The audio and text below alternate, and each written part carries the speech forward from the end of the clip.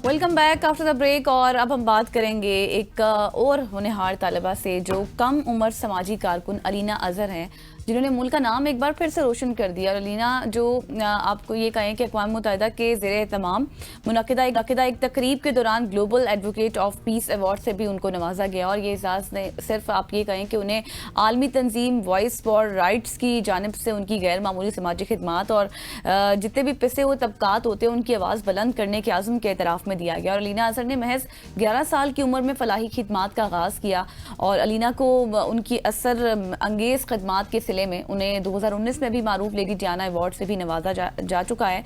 और उन्हें Australian high commission और लिटिल आर्ट ऑर्गेनाइजेशन की जानिब से भी 25 अंडर 25 की फहरिस्त में भी शामिल किया गया है। तो इतनी सारी अचीवमेंट्स अलीना की, उसी से हम बात कर लेते हैं। बिल्कुल ऐसी Alina, thank you so much for joining us. सबसे पहले तो एबीएन न्यूज़ से बहुत शुक्रिया। ये बताइएगा कि सिर्फ 11 साल की उम्र में फलाई सफ़र का आगाज़ और अब इतने सारे अवार्ड, ये जज्बा कहाँ से आया?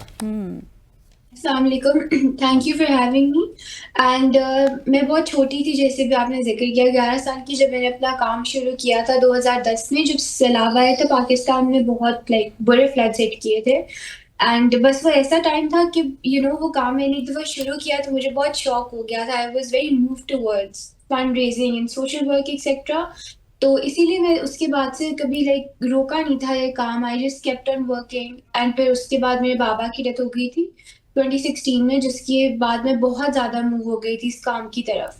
And it was a time जब मुझे कोई भी चीज़ से सुकून नहीं मिलता था, बट दिस वाज समथिंग जो मैं करती थी तो मुझे बहुत सुकून फील होता था।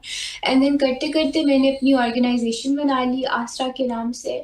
एंड देन उसके बाद में टर्की आई इतना अंडरग्रेड करने के लिए, तो मैंने आस्ट्रा का काम यहाँ पर भी शुरू कर दिया, आस्ट्रा टर्की के नाम से। एंड बस फिर अवार्ड्स और रिकग्निशन कहीं ना कहीं मिल जाते हैं। बिल्कुल अलीना, जैसे हम जिक्र करें ना, बहुत छोटी एज थी और आपने भी अपना जर्नी सारा बताया है, लेकिन ये बताएं कि ऐसी सूरत हाल में तो फिर कुछ चैलेंजेस भी होते हैं, तो what kind of obstacles did you face?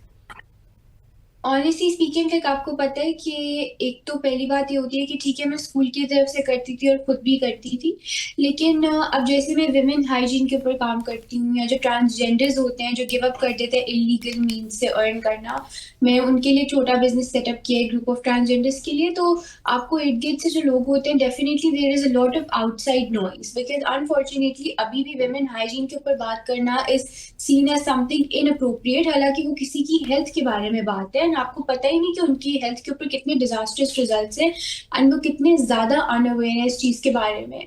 सो इस तरह की चीजें होती हैं। Definitely there is a lot of outside noise कि आपको ये काम नहीं करना चाहिए, या फिर ट्रांसजेंडर्स के बारे में जो भी स्टीरियोटाइप्स हैं कि ये तो कभी भी नहीं इस तरफ आएंगे, कभी भी ये नहीं करेंगे, वो नहीं करेंगे।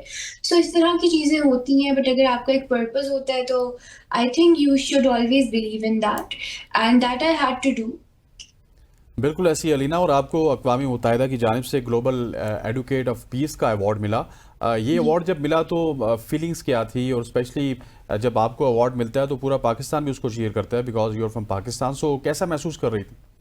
आई थिंक कि मेरे लिए ये एक बहुत बड़ी बात, जब भी मुझे कोई अवार्ड मिलता है वो इसलिए नहीं होती कि मुझे मिला, बट इट्स बिकॉज कि मैं किसी भी ग्लोबल प्लेटफॉर्म के ऊपर अपनी कंट्री को रिप्रेजेंट कर रही हूँ। एंड ऑनेस्टली स्पीकिंग, अभी के लिए हम लोग बहुत रिसेंटली एक कॉन्फ्लिक्ट से निकले थे a couple of months back, and I always see कि पाकिस्तान का बहुत फेक इमेज है दुनिया के अंदर। मुझसे इस तरह बहुत लोगों ने, मैं यूएस में स्टूडेंट थी, तो पूछा था कि तुम पाकिस्तान से एक लड़की आई हो तो तुम पढ़ कैसे रही हो, and I would tell them कि ये इश्यूज एग्जिस्ट करते हैं कुछ एरियाज के अंदर, but this is not all what Pakistan is about. And जब मुझे ये अवार्ड मिल रहा था तो आई वॉज वेरी हैप्पी कि मैं यूनाइटेड नेशंस जैसी एक जगह पर खड़ी हूँ, and in front of people from all around the world मैं उनको खड़े होकर ये बात बोल सक रही हूँ कि I am the global advocate of peace, because I belong to a nation that wants peace in the world. And Pakistan is not जैसे आप लोग देखते हैं, बल्कि वी आर पाकिस्तान। सही। अच्छा अलीना, मुझे ये बताएं, अभी आप अपनी एक ऑर्गेनाइजेशन का भी जिक्र कर रही थी, तो how do you involve the other young people in your projects? As we mentioned earlier as well कि I was 11 years of age जब मैंने काम शुरू किया था, तो मेरे स्कूल के अंदर, मेरे जितने भी सराउंडिंग्स के अंदर जो मेरे जूनियर्स थे, सीनियर्स थे, मेरे बैचमेट्स वगैरह, जितने भी मेरी एज के लोग थे, या इवन फैमिली फ्रेंड्स वगैरह, उन सबको पता था कि मैं ये काम करती हूँ। तो वो एक ट्रस्ट वाली भी चीज़ नहीं थी, कि एनजीओ है किसी की तो सही से काम कर रही है कि नहीं कर रही है, वेरिफाइड है कि नहीं है। सो इसीलिए like there have always been a lot of people who want to be a part of it. And फिर डेफिनेटली क्योंकि मैं इतने सालों से काम कर रही हूँ तो आई कैन गाइड देम। आप किसी भी फील्ड में काम करते जाते हैं तो आपको चीज़ों के बारे में पता चलता जाता है। तो जब भी लाइक इस तरह की यंग बच्चे खुद से आते हैं, द गुड थिंग इज कि they come themselves to be a part of it, to volunteer और to help in whatever way possible or to seek guidance. So bill- yes, I always try कि मैं उनको ठीक तरह से guide करूँ, या अगर मैं उनको अपनी टीम का एक पार्ट बना रही हूँ तो वो सीखें भी साथ। ठीक हो गया। अब मुझे ये बताइएगा, लेट्स टॉक अबाउट आसरा। सो आसरा से आपका ये सफ़र स्टार्ट हुआ, आसरा ने आपको यहाँ तक पहुँचाया। सो मेन गोल्स क्या हैं और आसरा कहाँ कहाँ पे काम कर रहा है, वर्ल्ड वाइड भी और पाकिस्तान में भी? जी, मेरा जो जर्नी थी वो स्कूल से स्टार्ट हुई थी, लेकिन उसके 6 इयर्स बाद मैंने अपनी ऑर्गेनाइजेशन की स्टार्ट की थी, आस्था पाकिस्तान के नाम से। एंड इसका एक मेन प्रोजेक्ट जो है वो वुमेन हाइजीन के अंदर है। जो शांति टाउन्स और स्लम एरियाज के अंदर खवातीन रहती हैं, उनको इतना शो नहीं होता अपनी मंथली साइकिल के बारे में।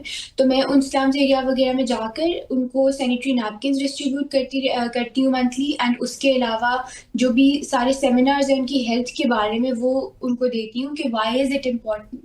एंड उसके अलावा एक ग्रुप ऑफ ट्रांसजेंडर्स है जिन्होंने कोई भी और मीन्स जो है जो कि अच्छे नहीं समझे जाते, उनको गिव अप करके they want to earn respectfully as for themselves. तो उनके लिए मैंने एक छोटा सा स्विंग बिजनेस जो है, टेलरिंग बिजनेस है, वो स्टार्ट की है। एंड बाकी मेरी ऑर्गेनाइजेशन ने बहुत से स्कूल लेवल और यूनिवर्सिटी लेवल बच्चों की जो सेमेस्टर फी होती है या मंथली फी होती है वो जो है स्पॉन्सर की हुई है। एंड कुछ ऐसे सफ़ेद पोश घराने हैं जिनका मंथली राशन या बहुत बूढ़े हैं कुछ उसके अंदर बुजुर्ग, तो उनकी दवाइयाँ वगैरह स्पॉन्सर की। और बाकी आपको पता है कि कोई भी इस तरह के प्रोजेक्ट्स जो अब्रप्टली लाइक सिचुएशन आ जाती है, जैसे कोविड होता है, नेचुरल हैजर्ड कोई फ्लड वगैरह होता है, तो उसके अंदर फंड रेजिंग वगैरह करके उनको जो भी होती है अमवात वो डिलीवर करती हूँ। और बाकी उसके अलावा जो स्लम्स के अंदर लोग रहते हैं, क्योंकि आपको पता है कि वहाँ पर बहुत एक्सट्रीम कंडीशंस होती हैं, सर्दियाँ हो, गर्मियाँ हो या कुछ भी, या किसी भी त्योहार से पहले वहाँ पर लाइक स्लम ड्राइव्स वगैरह मैं कंडक्ट कराती हूँ।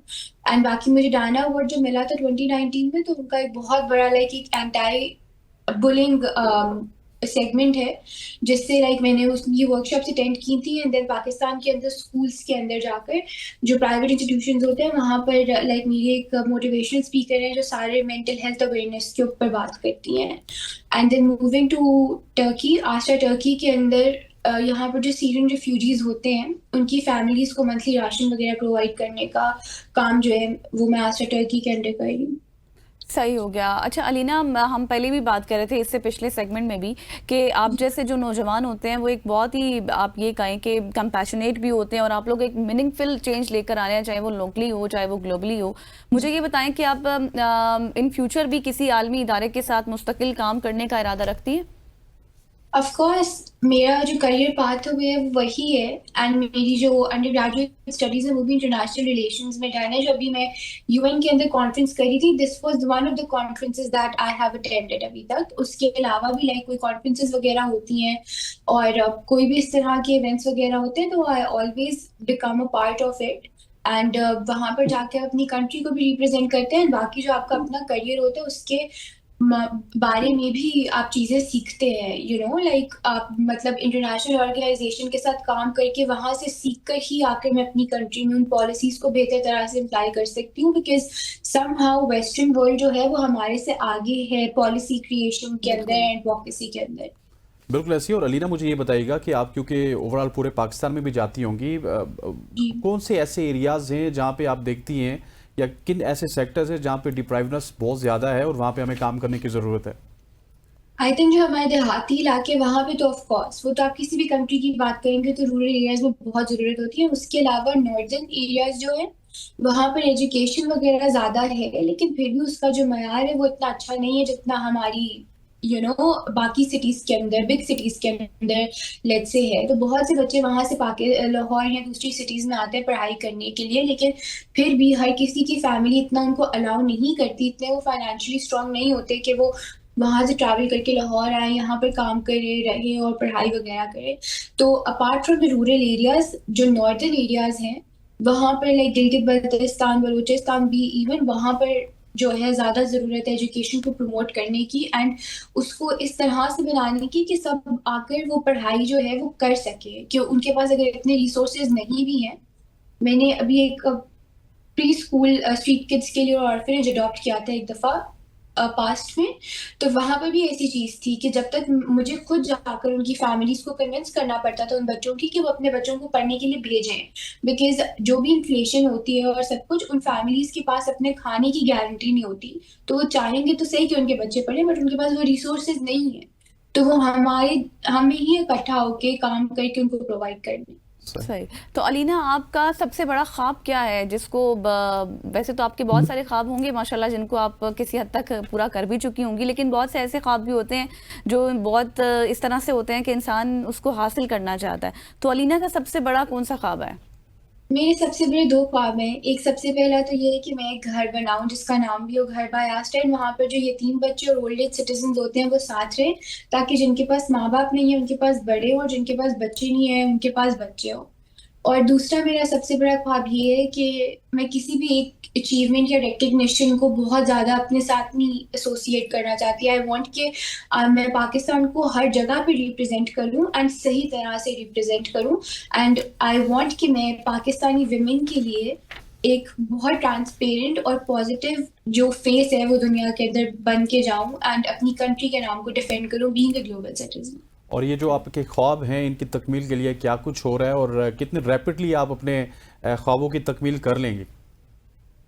सर इंशाल्लाह मुझे तो पूरा यकीन है कि जो सब मैंने सोचा है मैं ज़रूर करूँगी एंड आई थिंक कि 2 चीज़ें होती हैं मेरे नज़दीक जो मैंने अपनी लाइफ में अभी तक सीखा है। एक तो आपको पूरा फेथ अल्लाह ताला के ऊपर रखना चाहिए कि जो भी आपको चाहिए वो सही टाइम पे अपनी वेज़ में अल्लाह ताला देंगे और अपनी मेहनत कभी नहीं जाने देनी चाहिए। You should always follow your heart and keep working for your aims. So उसके बाद अल्लाह ताला आपको हर चीज़ देते हैं।